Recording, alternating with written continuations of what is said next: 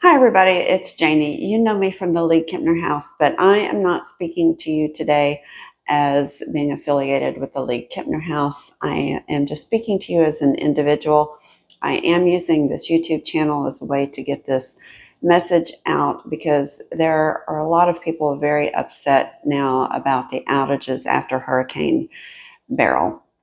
And many of you don't know, but I actually worked for Houston Lighting and Power and then Reliant Energy for 23 years before I retired. I was the executive VP over the ERCOT area, so I actually know a lot about what's going on, although I've been retired for a very long time. So I'm speaking to you today not as a representative of any utility or to tell you specifically what's happening with storm restoration in Beryl, but I wanted to give everyone a general overview of how storm restoration works because people are hot and they are tired, and it is really distressing when you are sitting there without power and maybe your neighbor across the street has power or the neighbor next to you has power and you don't understand why you don't have power. And I have been there with you. I am very fortunate today that I have a place with power that I was able to go to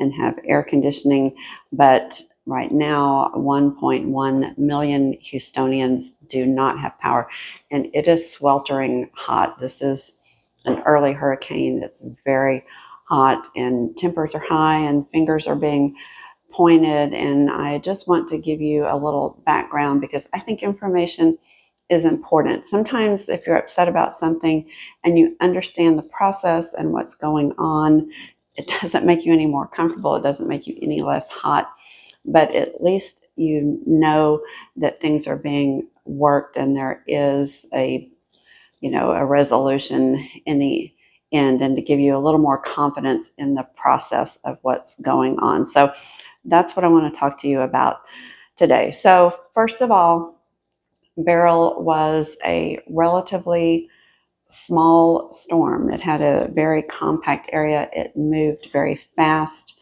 but it did so much damage, and people aren't quite understanding that. So first of all, let's talk about Beryl so we can talk about context. So Beryl was not a big rain event. There was some flooding, but not widespread flooding like Ike or Harvey. Most of the damage done was from wind, and a lot of that was done from trees and vegetation. There's some damage to homes and siding ripped off, and it's much worse along the coast. But the outages in Houston extend way north to Huntsville, and almost all of that is caused by trees laying on power lines, snapped power poles, damage done by wind.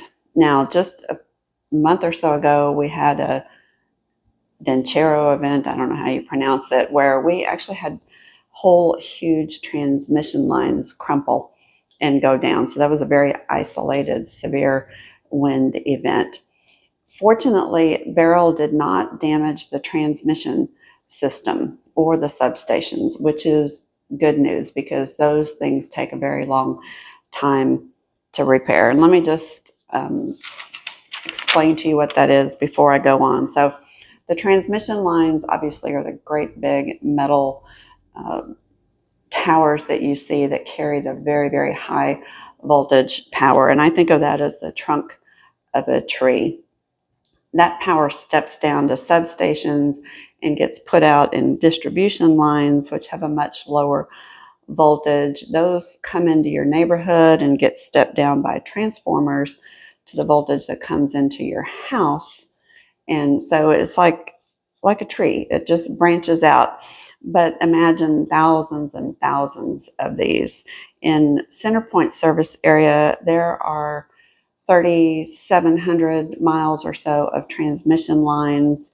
There are 50,000 miles, I think, of distribution lines to individual customers. And then it's been so long I don't remember what they call the intermediate line, but anyway, it's a lot, and a lot of that is damaged. Now, fortunately, the big transmission lines were not damaged. So again, that's a good thing.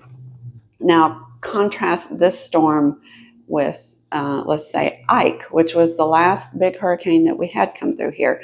Ike was 16 years ago. That's a long time, and memories fade, and there's a lot of people here that didn't live through Ike. So Ike was a very wide, big storm, and it was a category 4. I think it had winds of 135 miles an hour. So it did a huge amount of damage on a very wide path that went all the way up almost into Canada.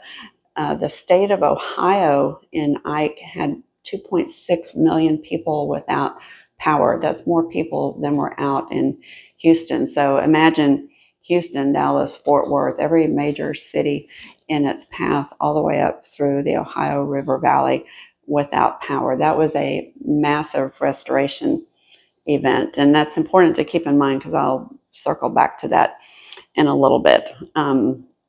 So what we know now is that Beryl came through here Monday. It did not clear Galveston until noon or so. But although Galveston was clear, it was still heading north through Texas. So while it was clear here, it was still wreaking havoc up in North Houston, up through Huntsville, and then it took a curve and I think went over to Chicago. I haven't actually been watching the news because we haven't had a lot of connectivity, so I'm not sure where it went and what it did up there. My little myopic world has been down here in Houston. But again, it was windy, it cleared quickly. So the earliest that Centerpoint could begin restoration efforts was later on Monday afternoon. So right now it's Thursday morning. So it's only been Monday afternoon, Tuesday, Wednesday that they have been able to work on these lines. So 2 full work days is not a lot of time to restore power when you have 2.7 million people without power from a storm. Now, that's not just Centerpoint, that's the surrounding distribution companies. But this storm recovery has actually been the fastest on record. Within those 2 days, they got over 1 million people back with power. That's actually pretty phenomenal to happen.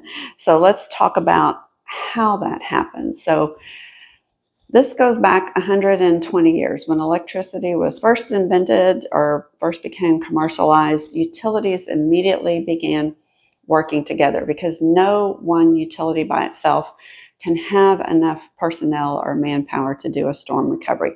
They have to work together, and they call it mutual assistance, and they have been doing it forever. They have deployment, billing, material, equipment plans all in place, and they are ready to go when the word gets put out. So they stage not here close by, they stage further away, and that seems to have upset some people that more crews weren't here ready to go. But there's a very good reason they do that. So if you think about it, it makes sense. So everybody was watching the path of the hurricane and the cone of where it might make landfall. And hurricanes move. They're very unpredictable. So we weren't even sure that Beryl would come up this far. It was first projected to go in at the tip of Texas, and over time it moved. So if you stage and bring people where we thought it was going to go, all those trucks and crews would be in South Texas. They wouldn't be up here. So they stay out a safe distance where they know the storm's not going to have impact. Once they know where the path is for sure, which is really not until right when it's hitting and happening, they wait until the conditions are safe for them to drive in. So crews that were staged to the north coming from Oklahoma or from TXU or wherever they're coming from, they were staged up higher in the state, and that storm moved north. So they first have to wait for those winds to die down to make it safe for the people to drive into Houston. And that's okay because there's not much they can do right after the storm passes. But in this case, CenterPoint had called on 10,000 additional crews and had them staged once they felt like they were confident that the path of Beryl was going to come through Houston. So that's 10,000 in addition to the 2,000 crews that CenterPoint has on staff on their own. So that's 12,000 crewmen ready to go to work here. So they're staged, the storm passes, they come in. They can't immediately just jump on poles and start working. They next have to do an assessment. So while those crews are driving in, CenterPoint with their personnel get out and start assessing. And this is critical, and it feels like a delay if you see trucks sitting and nobody working. But they have to actually get out and walk those lines and see where the damage is. And in this storm, they walked 8,500 miles of line, like walking. They did many more by helicopter, by drone, by plane, assessing the damage. And that assessment is critical because not every crew is the same. They're specialties. So there are huge crews that go out with big equipment and set poles and do demolition of, like on the west end of the island where all the lines are down. They basically have to rebuild the system from scratch. There are crews that go up and replace transformers. There are crews that repair poles. There are crews that take out vegetation. There are just many, many types of crews that are specialized, and they have to specialize because they have to have the right tools and equipment on their truck, and they can't just go to any old pole. They have to know what kind of transformer is up there and needs to be replaced, or what kind of equipment has to be replaced. So they have to do that assessment, identify the problem, and then send the proper crew to that location. So while they're doing that, and while it seems like they're waiting, they're also doing a lot of things to support those crews. So they pitch big tents, they have staging areas, they have to bring in food, they have to have housing, they have to keep these guys safe at all times. And they can't do that ahead of time because, again, they don't know where that hurricane's going. And if they set up those tents and everything, it'd just be blown away in the hurricane and wasted. So people are doing a lot of activities that support the work of the line crew. So that's important work that's going on. So once they know that assessment, then they start working in the order of work that gets the most people on the fastest. Oops, there's the dog barking. The fastest. So in this case, back to my little diagram, if a transmission line were down, they would be working on that immediately. Then they start working on the next biggest lines and the next biggest lines, because let's say all of this is out and this transmission line were cut. If they fix that, it may be that this whole branch came on, and that's a lot of people. Or it may be that this branch came on and part of this branch came on. So it helps them work through and identify where the smaller problems are. So I read somewhere, and I said I wasn't going to defend CenterPoint, but let me just give you an example because it's in the news, that somebody was critical that I think Reliance Stadium came on and there was a ball game. Well, they didn't prioritize Reliance Stadium. Downtown Houston has a lot of power lines underground. It's probably an easy restoration. It is something that they got a huge big section on, and Minute Maid Park, where the Astros play, just happened to be in that area. So they aren't picking and choosing who gets on at that level. They're just trying to get the most on at a time. Now, they do look at hospitals and nursing homes. There are some critical areas, obviously, they're going to try to take care of first, but I'm sure the Astros were not one of them. If it is, shame on them, but I'm guessing not. I'm guessing that just happened because it's in that downtown cluster with a lot of underground service, and underground service is not affected by debris. There's also not a lot of trees downtown. There's not things that would fall on the line. So when you look at the outage maps, actually one of the heaviest hit areas is North Houston going up to the Woodlands, because that is a heavily wooded area with a lot of tall pine trees that have a tendency to just fall over in high wind. So anyway, that's the order in which they work trying to do it. They don't have an equipment problem. Again, they're not short of materials. Those materials are held by the vendors, and they call on them as needed. Some are stored locally, but again, those trucks start rolling and equipment going to the right place because it might have needed to come here. It might have needed to go to Corpus Christi, and so they have to be very efficient and be able to move that around. So they're not short poles or anything. They have everything they need to do the restoration. Let me talk a little bit about the people who will be last, because they're going to be the ones that are most upset.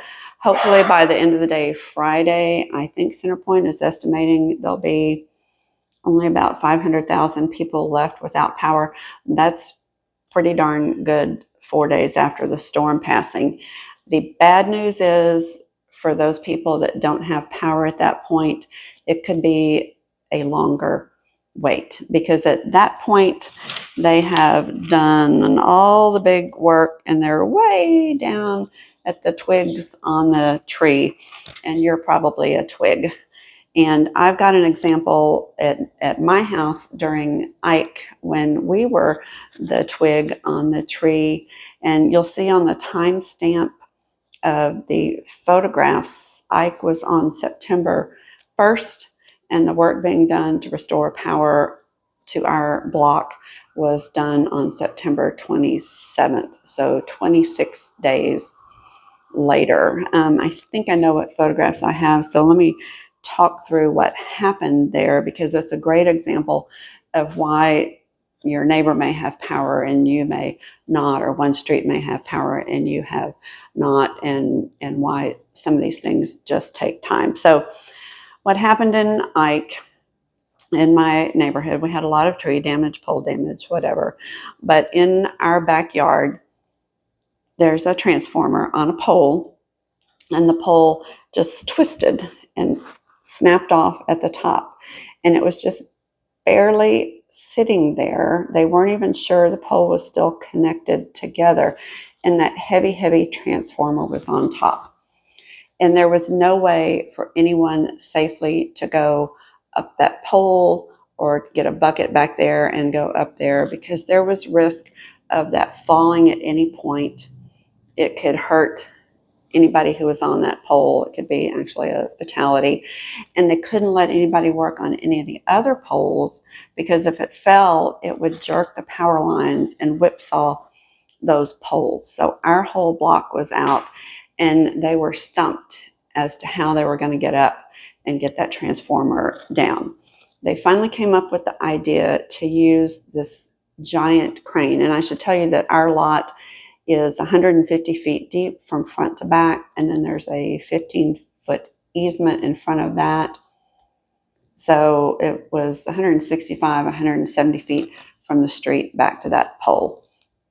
What they needed was a big, big crane that could come in and telescope out almost 200 feet and drop a hook down and hook on that transformer and secure it so that it wouldn't fall. And there was only one or two in the entire service area at the time that were capable of doing that. And it was prioritized on other jobs that, again, would bring more people on than just our little 10 or 15 people that were waiting on this transformer to be fixed. So the day finally came for the transformer to be fixed, and they brought the crane in.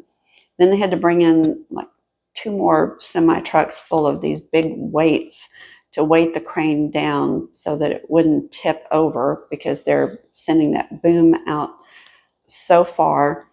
Then they decided that we had a huge big cedar tree at the front corner of our house, and they couldn't safely get the boom over it. So then they had to stop and bring in a tree crew and actually take my tree out to the ground, chop it down. They finally got that down, and they were able to get a little portable bucket in the back, and they got a volunteer lineman who went up in it, and they sent this boom over, dropped the hook down, and he hooked it on that transformer and secured it. Then they detached the wires from the pole, brought the transformer to the ground, and that basically cleared the line. Now, it was interesting to watch that being done, but it was also interesting to watch what was going on in my front yard. So there were probably 30 linemen there waiting and watching. It took about, I don't know, 4 hours maybe in total to go through this process. And it was a lot of people just watching. And they were from all over the country. I'm going to do a sidebar. It was very interesting to talk to them. So I had a thing here, if I can find it. I don't know if I can find it. Oh, dang it. It was about the hurricanes that we had, that the year we had Ike. I'm not going to be able to find it. Anyway, it was a very, very active hurricane season starting at the beginning of July. I think there were 3 or 4 Category 4s, several Category 2s, 4 or 5 tropical storms. It was a busy year, and those started early in July, and this was at the end of September that they were doing this work. There were linemen working from other utilities there who had not been home in 3 months. These mutual assistance crews just go from storm to storm to storm through storm season. Now, Beryl's kind of the first big one, so the crews are fresh, but these guys were exhausted. They were sleeping in tents. They had been doing this work day in, day out for months. So, like I said, the utilities really coordinate and work together because no one utility can have enough people to respond to a storm like this. So, this mutual assistance format that they use and the coordination that they have is just astounding when you're in there working with it. It is really incredible and has worked well. So, anyway, those crews were all standing there waiting. There was one guy who was in charge, and the minute they got that secured, he just kind of turned around and went like that. And these guys just went, and they just disappeared. And then all of a sudden, you could look down and see hard hats popping up on poles all up and down our street and neighborhood, because that risk of the transformer falling and the poles getting whipsawed was gone, and these guys could safely go up. And within an hour, everybody had power on. But that one transformer kept that whole block from having power. Now, this is another personal example I can give you here in Beryl. So my sister Jo and her family are staying downtown because she lives on a block just a couple of blocks over from me. And actually, and my sister-in-law lives on the same block as Jo, and the neighbor behind my sister-in-law had a giant tree, and it fell out of the ground and fell over and laid across the main power line coming to their block. So they're not going to get power for a long time because a vegetation crew will have to come in, take out this huge big tree, and then they'll have to secure the lines, repair all the poles. And as I said, Beryl is a storm about vegetation. So the vegetation crews are very stressed. There's so much debris, and this has happened over and over and over and over and over again. There are probably hundreds of examples like this with big trees laying on power lines that have to be cut away, cleared before somebody can come in and get the line. So it'll be curious to see when they get power, because right now, if you look on the outage map, there's power everywhere, and their area actually shows that power's been restored. Actually, it's a light green, which means it's partially energized, which means the whole big area has power, but there's onesie twosies here and there, like my sister and sister-in-law, who don't have power. So it's not likely that a crew will come back into an area that's all green and fix these little problems, because they are out in areas that are showing all brown right now that need, power restoration at a broad scale level. So it really stinks to be the one at the end of the line or the one with the individual problem. But this is about trying to get, hundreds of thousands of people back on and not 10 people back on. So they're not doing anything to you. They haven't forgotten you. My neighbor put a sign up, "Why have you forsaken us?" And I'm like, nobody forsook you. I don't know what that word is. But there's only 2 pieces of equipment in a, 5,000 square mile area that can handle the job. It's going to take time to get to you. So again, I'm very, very sorry for all of you who don't have power. It's awful. I know that. We flooded in Harvey. We were out of our home for months and months and months. I've lived through this many times over. I'm old. I've been through a lot of hurricanes. They're all unique and different. They all have their own problems. But fortunately, Beryl did not do the physical damage to as many homes and automobiles. It is kind of contained for the most part to an outage event, and that will get resolved, but it just takes time. So be patient. Again, 2 full working days is not a lot of time when you've got thousands and thousands of miles, hundreds of thousands of poles that have to be examined and looked at and restored. They will get to you, but it is important, I'll say, call in maybe in the next day or 2 if you haven't been restored, and watch that map. If everybody around you is restored, that you're out, they may not know you're out because you might be a very isolated case. So it does help for you to call in now that things have calmed down a little bit and give them the particulars, especially if you can tell them exactly what's wrong, that you can see something that is stopping your power from coming on. I'll give you just one other quick example. At my daughter's house, power is on everywhere around her, and power came on at her house, and they got a huge power surge because there is damage to the wire at the pole, and they're getting incredibly high voltage that's like blowing out lights and doing bad things at the house. So we've had to pull the breakers. But in her case, she's one house in the entire neighborhood.